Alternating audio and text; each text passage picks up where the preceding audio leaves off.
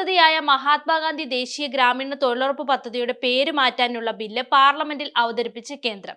ബില്ലിനെ the Viksit Bharat guarantee four Rozgar and Ajeevika mission എന്നാണ് വിളിക്കുന്നത്. ചുരുക്കി BVG റാംജി എന്ന് വിളിക്കുന്നു. വികസിത് ഭാരത് 2047 എന്ന ലക്ഷ്യത്തിന്റെ ഭാഗമായാണ് പുതിയ നീക്കമെന്നാണ് സർക്കാർ പറയുന്നത്. 2005 അന്നത്തെ UPA സർക്കാർ ആരംഭിച്ച ദേശീയ തൊഴിലുറപ്പ് പദ്ധതി 2009 ഗ്രാമീണ തൊഴിലുറപ്പ് പദ്ധതിയാക്കി മാറ്റിയത്. കഴിഞ്ഞ 2 പതിറ്റാണ്ടുകളായി സാമ്പത്തികമായി പിന്നാക്കം നിൽക്കുന്ന നിരവധി തൊഴിലാളികൾ പദ്ധതിയുടെ ഭാഗമായി. നിലവിൽ 100 ദിവസം ഉറപ്പു നൽകുന്ന ജോലി 125 ആയി ഉയർത്താനാണ് പുതിയ ബില്ലിലെ നിർദ്ദേശം.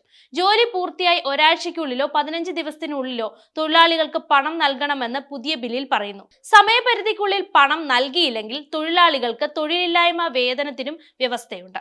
പദ്ധതിക്ക് കീഴിലുള്ള ജോലികളെ ജലസുരക്ഷ, ഗ്രാമീണ അടിസ്ഥാന സൗകര്യങ്ങൾ, ഉപജീവന അടിസ്ഥാന സൗകര്യങ്ങൾ, ദുരന്ത പ്രതിരോധം എന്നിങ്ങനെ 4 വിഭാഗങ്ങളായി തിരിക്കുമെന്ന് പുതിയ ബില്ല് നിർദ്ദേശിക്കുന്നു. സുതാര്യത ഉറപ്പാക്കാൻ ബയോമെട്രിക് ജിയോ ടാഗിങ്ങും ഉപയോഗിക്കും. വിവിധ തലത്തിൽ പരാതി പരിഹാരത്തിനുള്ള വ്യവസ്ഥയുമുണ്ട്. എന്നാൽ ഗ്രാമീണ തൊഴിലുറപ്പ് പദ്ധതിയുടെ പേര് മാറ്റുന്നതിനു പിന്നിലെ ഉദ്ദേശം എന്താണെന്ന് എന്ന ചോദ്യവുമായി മുതിർന്ന കോൺഗ്രസ് നേതാവും MP-യുമായ പ്രിയങ്ക ഗാന്ധി രംഗത്തെത്തിയിട്ടുണ്ട്. പദ്ധതിയുടെ ഭാഗമായ എല്ലാ സൗകര്യങ്ങളും മെച്ചപ്പെടുത്തുമ്പോഴും സർക്കാർ പേര് മാറ്റുന്നതിൽ മാത്രം ശ്രദ്ധ കേന്ദ്രീകരിക്കുന്നത് ലജ്ജാകരമാണെന്നാണ് പ്രിയങ്ക മാധ്യമങ്ങളോട് പ്രതികരിച്ചത്.